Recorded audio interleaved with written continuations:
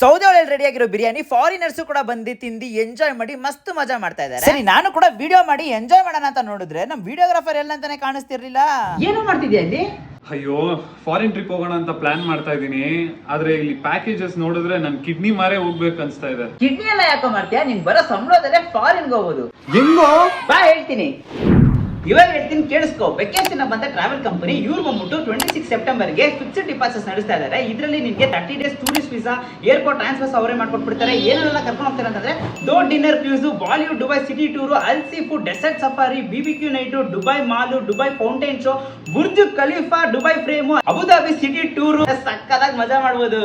ಊಟಕ್ಕೆ ಉಳ್ಕೊಳಕ್ಕೆ ಅದನ್ನು ಟೆನ್ಷನ್ ಇಲ್ಲ ನನಗೆ. Breakfast, lunch, dinner, standard rooms, AC rooms ಎಲ್ಲ ಅವರೇ ಮಾಡ್ಕೊಟ್ಬಿಡ್ತಾರೆ. 6 ಡೇಸ್ ಲಕ್ಸುರಿ ಪ್ಯಾಕೇಜ್ ಸಕ್ಕದಾಗಿರುತ್ತೆ.